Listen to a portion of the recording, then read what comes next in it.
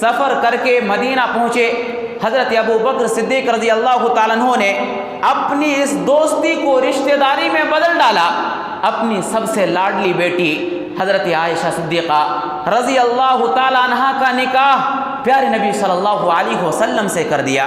اور حضرات اس بات کو یاد رکھیں، پیارے نبی صلی اللہ علیہ وسلم اس دنیا کے اندر مردوں میں سب سے زیادہ حضرت ابو بکر صدیق رضی اللہ تعالیٰ عنہ سے محبت کیا کرتے تھے؟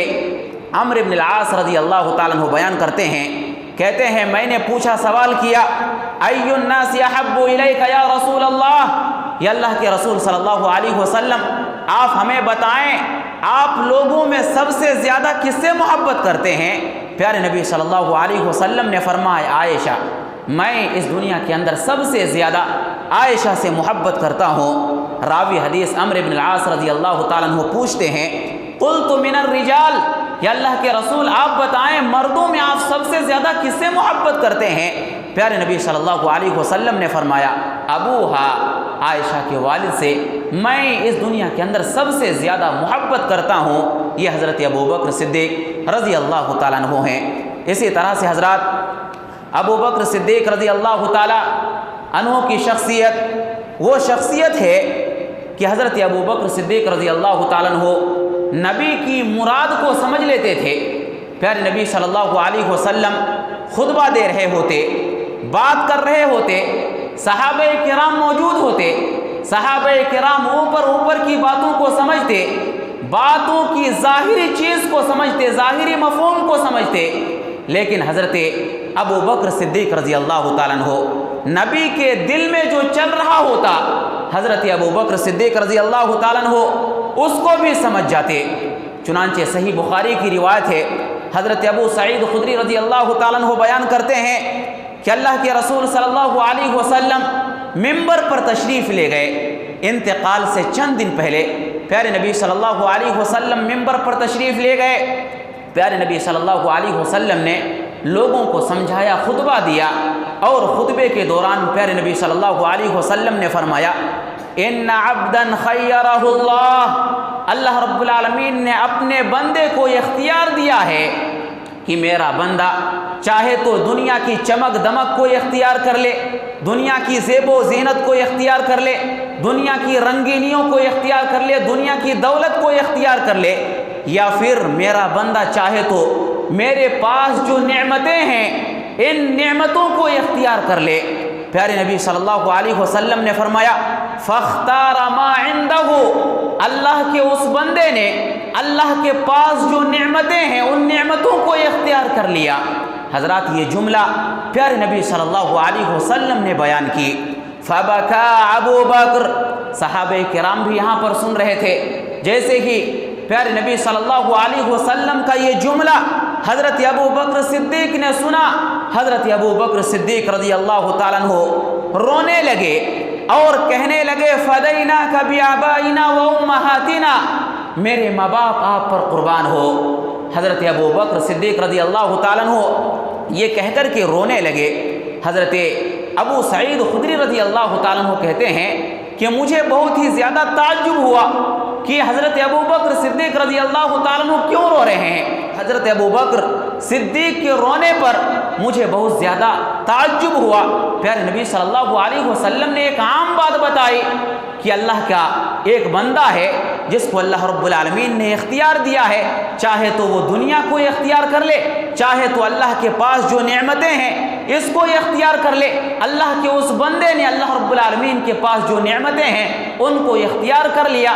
یہ پیارے نبی صلی اللہ علیہ وسلم نے ایک عام بات بتائی، حضرت ابو بکر رو کیوں رہے ہیں؟ اس کے بعد حضرت ابو سعید خدری کہتے ہیں فَكَانَ رسول اللہ صلی اللہ علیہ وسلم هُوَ الْمُخَيَّرُ، گویا پیارے نبی صلی اللہ علیہ وسلم اپنے بارے میں بات کر رہے تھے۔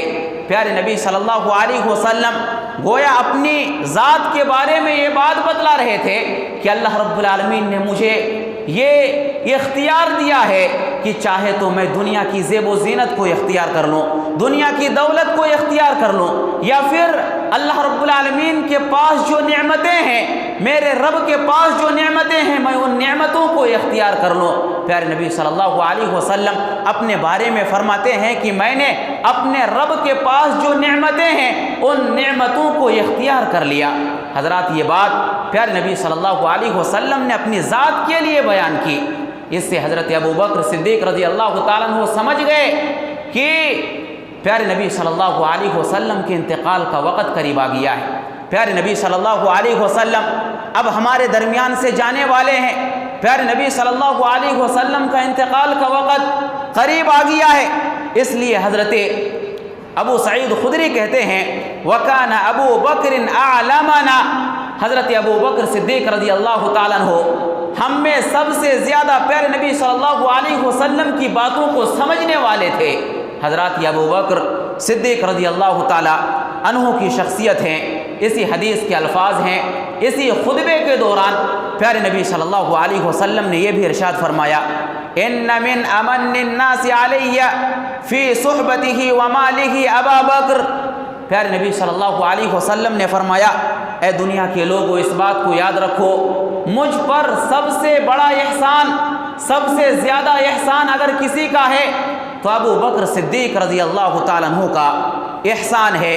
وَلَوْ كُنْتُ مُتَّخِذًا خَلِيلًا مِّنْ أُمَّتِي لَاتَّخَذْتُ أَبَا بَكْرٍ، اے میری امت کے لوگوں یاد رکھو، اگر میں اپنی امت میں سے کسی کو اپنا خلیل بناتا تو ابو بکر صدیق رضی اللہ تعالیٰ عنہ کو خلیل بناتا، کیونکہ میرا خلیل اللہ ہے، میرا خلیل اللہ ہے، اس لیے میں اپنی امت میں کسی اور کو خلیل نہیں بنا سکتا۔ الا خلت الاسلام، یہ جو ابو بکر اور میرے درمیان اسلام کی دوستی ہے بس یہی کافی ہے۔ اس کے بعد پیارے نبی صلی اللہ علیہ وسلم نے فرمایا لا یبقین فی المسجد خوخۃ الا خوخۃ ابی بکر۔ پیارے نبی صلی اللہ علیہ وسلم نے فرمایا کہ اے میرے صحابہ، تم میں سے جن لوگوں کے گھر کے دروازے مسجد نبوی کی طرف کھلتے ہیں ان تمام دروازوں کو بند کر دیا جائے، سبوں کے دروازوں کو بند کر دیا جائے سوائے حضرت ابو بکر صدیق کے دروازے کے۔ حضرت ابو بکر رضی اللہ تعالیٰ عنہ کا جو دروازہ مسجد نبوی کی طرف کھلتا ہے، حضرت ابو بکر صدیق کے دروازے کو بند نہ کیا جائے، ان کی کھڑکیوں کو بند نہ کیا جائے۔ حضرات یہ حضرت ابو بکر صدیق رضی اللہ تعالیٰ عنہ ہیں۔ آپ کی شخصیت کا اندازہ آپ اس سے ان احادیث سے لگا سکتے ہیں۔